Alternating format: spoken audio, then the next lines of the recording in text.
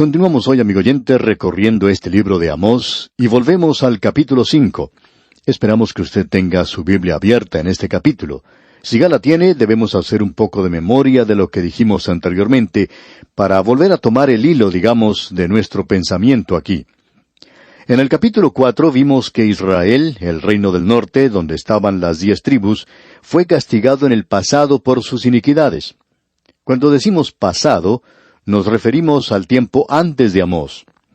Luego, en el capítulo 5, donde nos encontramos ahora, Israel será castigado en el futuro por su iniquidad. Veremos luego, cuando lleguemos al capítulo 6, que Israel es amonestado en el presente para que se aparte de la iniquidad. Nos encontramos ahora en esta sección donde Israel será castigado en el futuro por sus iniquidades. Ahora, en el capítulo 4, vimos que esos últimos versículos concluían con algo bastante fuerte. Parecería que Dios hubiera cerrado la puerta delante de ellos y que el juicio era inevitable y que ya no había ninguna esperanza para ellos.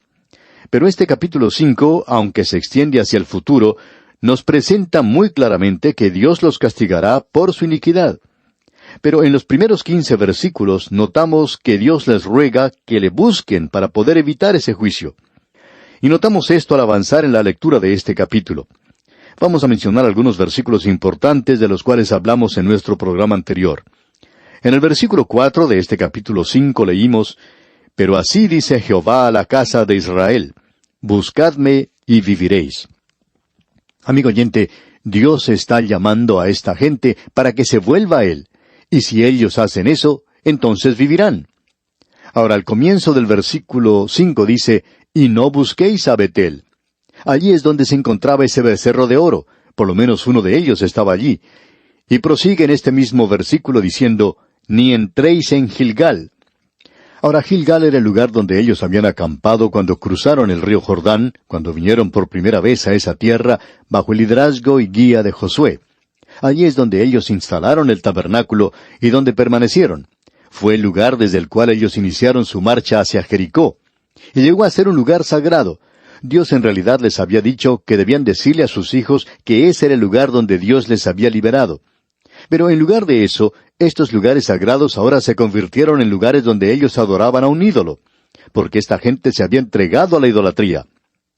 Avanzando con este mismo versículo 5 leemos: «Ni paséis a Beerseba».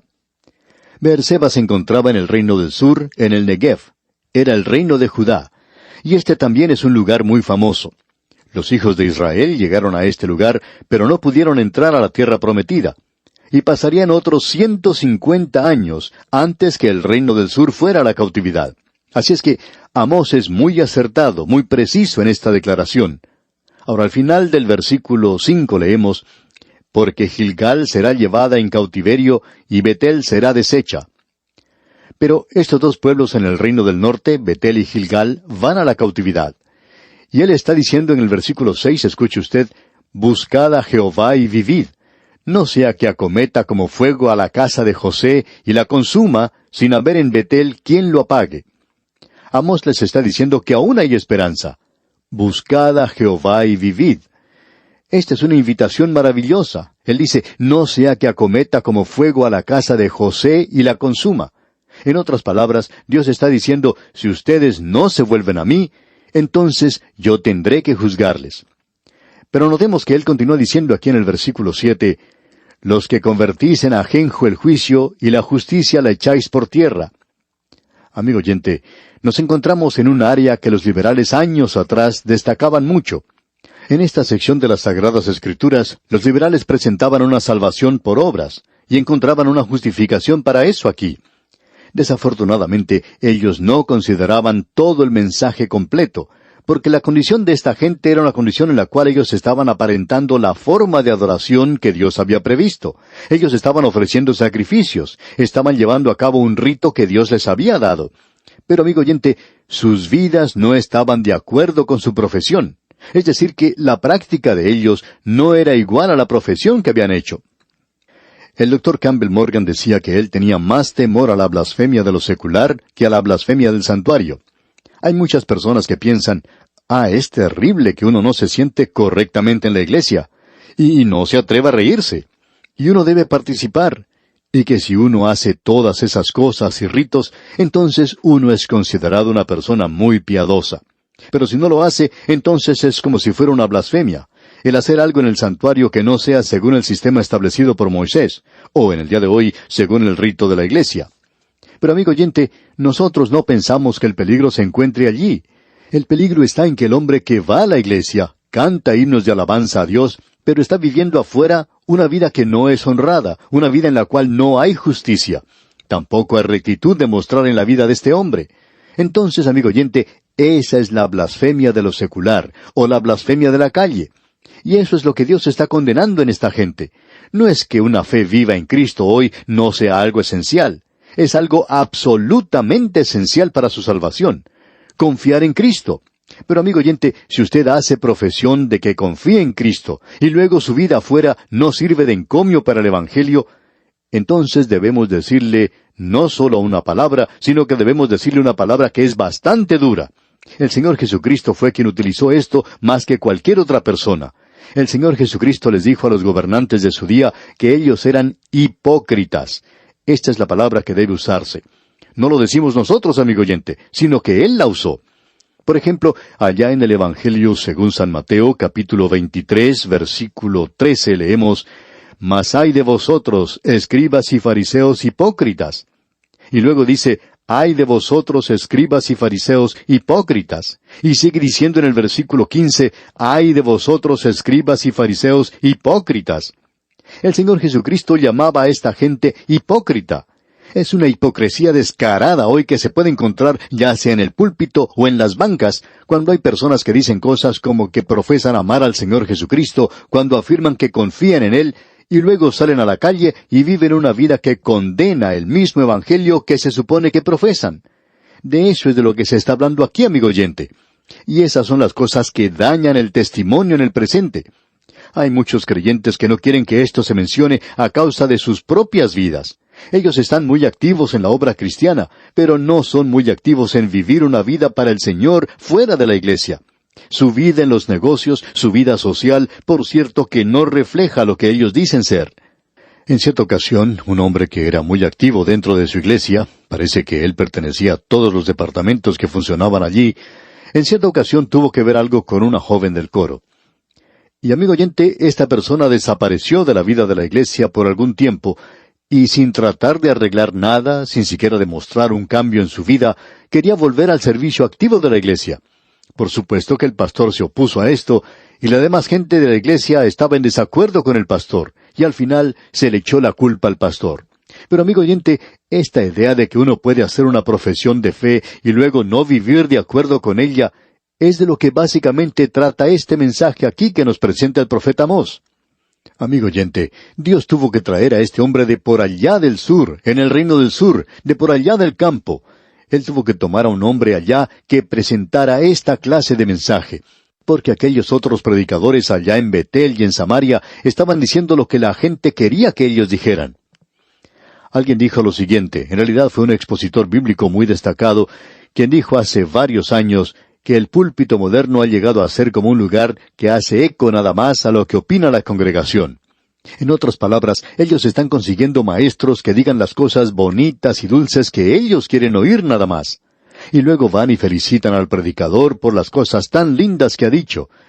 Es como ese juego egipcio tan antiguo, tú me rascas la espalda y yo te rasco tu espalda, y así ambos lo pasaremos muy bien. Y mucho de esto está sucediendo en nuestras propias iglesias, amigo oyente. El liberalismo lo ha estado haciendo por muchos años, y por supuesto hoy encontramos esto en muchos creyentes. Y cuando decimos creyentes, nos estamos refiriendo a aquellos de círculos conservadores. Y estas personas aquí hasta se sentían ofendidas cuando este hombre Amós siquiera sugería que ellos ni siquiera eran ni religiosos ni muy piadosos. Escuchemos lo que él está diciendo. El versículo 8 de este capítulo 5 de Amós dice, «Buscad al que hace las Pléyades y el Orión, y vuelve las tinieblas en mañana, y hace oscurecer el día como noche, el que llama a las aguas del mar, y las derrama sobre la faz de la tierra. Jehová es su nombre». Dios está demostrando su gracia en el llamado que hace. Dios es paciente. Dios es mucho más paciente de lo que jamás seríamos nosotros. Hemos descubierto que nosotros debemos aprender a ser pacientes con la paciencia de Dios. Cuán paciente es Él, amigo oyente. Leamos otra vez este versículo 8. Dice, Buscad al que hace las Pléyades y el Orión, y vuelve las tinieblas en mañana, y hace oscurecer el día como noche, el que llama a las aguas del mar, y las derrama sobre la faz de la tierra. Jehová es su nombre. O sea que es Él quien hace que llueva sobre la tierra. Alguien quizá nos diga, bueno, yo sé que eso tiene que ver con la ley de hidrodinámica. Está bien, amigo oyente, pero ¿quién fue el que hizo esta ley de hidrodinámica? ¿Quién es el que saca el agua del océano y la coloca en ese tren que se llama nube y la lleva por medio del viento? Cuando llega al lugar apropiado, entonces la suelta y se obtiene la lluvia. ¿Quién es el que hace todo eso? Bueno, Dios es el que está obrando de esa forma, amigo oyente. Y Amós dice, Jehová es su nombre. Ustedes se han vuelto a los ídolos y sus vidas no destacan su fe en el Dios viviente. Y el Dios viviente es el Creador. Y Orión, por supuesto, es una de las grandes y muchas constelaciones que tenemos en los cielos. Y esta era una constelación muy conocida para esta gente. Ahora, en los versículos 9 y 10 de este capítulo 5 dice Amós, que da esfuerzo al despojador sobre el fuerte y hace que el despojador venga sobre la fortaleza. Ellos aborrecieron al reprensor en la puerta de la ciudad, y al que hablaba lo recto abominaron. Ese que hablaba en la puerta era su juez. Usted sabe que la corte de justicia de aquel día se llevaba a cabo cerca de la puerta de la ciudad amurallada. Usted descubre a través de las Escrituras que allí era donde el juez establecía su lugar, cerca de la puerta. Allí es donde, por ejemplo, Booz, quien se casó con Ruth la Moabita, llevó a sus compatriotas a la puerta de Belén. Y cuando Lot fue a Sodoma, y él se involucró en la política de ese lugar, le encontramos a él sentado a la puerta de esa ciudad. Ahora, ¿qué es lo que está haciendo él allí? Él era un juez. Así es que tenemos aquí en este versículo que un juez está reprendiendo aquello que estaba mal, y él era aborrecido. Y por tanto, la mayoría de los jueces eran deshonestos, y al que hablaba lo recto abominaron, como dice aquí Amós. Cuando un juez insiste en la justicia y en aquello que es correcto, bueno, ya no es popular. Y no creemos que la naturaleza humana haya cambiado mucho. El versículo 11 comienza diciendo, Por tanto, puesto que vejáis al pobre, y ellos son los que nunca reciben justicia, y eso ya lo sabemos, estamos del lado del pobre ya por mucho tiempo. El versículo 11 entonces, en su totalidad, dice, Por tanto, puesto que vejáis al pobre, y recibís de él carga de trigo, edificasteis casas de piedra labrada, mas no las habitaréis, plantasteis hermosas viñas, mas no beberéis el vino de ellas. Esos hermosos lugares que habían sido construidos en esa zona no son otra cosa sino ruinas en el presente. Y esos lugares fueron destruidos muy corto tiempo después de que se dio este mensaje. Y han sido ruinas ahora por ya varios miles de años, casi 3,000 años. Y en el versículo 12 continuamos leyendo, Porque yo sé de vuestras muchas rebeliones y de vuestros grandes pecados. Sé que afligís al justo y recibís cohecho, y en los tribunales hacéis perder su causa a los pobres. O sea que los pobres no podían recibir justicia en los tribunales de aquel día. Y amigo oyente, ¿ha cambiado eso hoy? A no ser que usted sea capaz de emplear a un abogado muy costoso, lo que indica que es muy inteligente, y que sabe cómo hacer las cosas sin llegar de veras a quebrantar la ley, pero que sí la sabe doblar bastante, a no ser que usted pueda pagar muy bien a una persona así, usted va a descubrir que las cosas son muy difíciles, y tiene que gastar bastante dinero para lograr algo así. ¿Y quién es la persona que paga? Una de las razones por la cual se rechaza la pena de muerte es porque el hombre rico siempre puede escapar a la cámara de gas o a la silla eléctrica. Ahora nosotros no creemos que esa sea una razón legítima, pero esos son los hechos. El hombre pobre, cuando es hallado culpable, no tiene ni una oportunidad de escapar. El hombre rico, en cambio, puede apelar su caso y pasa mucho tiempo hasta cuando llega a la cárcel, y en muchos casos ni siquiera llega allí. Pero, amigo oyente, Dios se da cuenta de estas cosas y cuando no hay justicia en la nación, porque sabemos que Dios ha entregado al gobierno humano hoy el manejo de esta tierra, y las naciones de la tierra son el arreglo de Dios. Pero Él va a pedirles cuentas, y cuando ellos fracasan, Él los quita. Roma fue quitada de la escena de este mundo. Ya hablaremos de eso más adelante, pero ahora continuemos con el estudio del capítulo 5 de Amós, y leamos el versículo 13 que dice, Por tanto, el prudente en tal tiempo calla, porque el tiempo es malo. O sea que el hombre de aquel día sabía que no podía obtener justicia. y hay muchas personas que se quedaban con la boca cerrada. Era lo prudente de hacer en aquella época, porque si hubieran tratado de protestar, no les hubieran hecho ningún bien. Y la tragedia de la hora en la cual vivimos nosotros, amigo oyente, es que si hablamos de libertad de prensa, de libertad de religión, de libertad de expresión, no hay en realidad mucho de eso en el presente, porque la prensa, los medios informativos de hoy, se dedican en realidad a hacer un lavado cerebral a la gente, y todos están convirtiéndose en agencias de lavado cerebrales. Y es muy cierto en el día de hoy que sólo aquello que tiene dinero puede obtener la atención de la gente. Y como resultado, el prudente tiene que callarse. Es por eso que hay una mayoría de personas que guarda silencio en las naciones del mundo hoy, porque saben que su voz no va a ser escuchada en ninguna parte. Estamos viviendo en días trágicos, por cierto, y eso es lo que estaba ocurriendo también en Israel. Ahora, en la primera parte del versículo 14 de este capítulo 5 de Amós leemos: «Buscad lo bueno y no lo malo, para que viváis». Nuevamente Amós hace un llamado para que ellos se vuelvan a Dios. En la segunda parte del versículo 14 y el versículo 15 nos dice: «Porque así Jehová Dios de los ejércitos estará con vosotros, como decís. Aborreced el mal y amad el bien, y estableced la justicia en juicio. Quizá Jehová Dios de los ejércitos tendrá piedad del remanente de José». Aquí tenemos una referencia al tribunal. Hasta cuando los pobres lleguen a obtener justicia, y no los liberales con alguna organización rica que los apoye, entonces vamos a poder apreciar que ese liberal puede hasta traicionar al gobierno y escapar. En realidad, hasta le hacen un héroe. En cambio, el pobre que en el día de hoy está apoyando alguna causa honrada, ni siquiera tiene oportunidad de presentar su causa. Y Dios dice aquí en este versículo 15 del capítulo 5 de Amós: «Aborreced el mal y amad el bien, y estableced la justicia en juicio. Quizá Jehová Dios de los ejércitos tendrá piedad del remanente de José». Amós está diciendo que aún hay esperanza. Hay muy poca esperanza, pero hay algo aún. Ahora, en el versículo 16, él pasa a algo diferente. Aquí tenemos una advertencia del juicio que se acerca, y por supuesto que ese es el día de Jehová.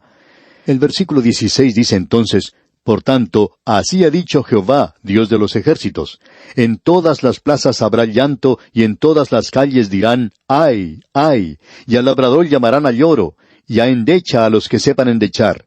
¿Por qué? Por algo el versículo 17 dice: «Y en todas las viñas habrá llanto, porque pasaré en medio de ti, dice Jehová». Ese juicio de hambre que vimos anteriormente en el capítulo 4 era nada más que una advertencia, y eso provocó que mucha gente exclamara de una forma piadosa, y el profeta lo presenta aquí como un ay. Leamos el versículo 18 en su primera parte. «Ay de los que desean el día de Jehová». No tenemos tiempo para desarrollar todo esto, pero hay muchas personas hoy que están diciendo: «Ah, si el Señor viniera hoy». Y para esta gente no es otra cosa sino un sentimiento un poco piadoso. Para esta gente no va a ser tan agradable como piensa que puede ser.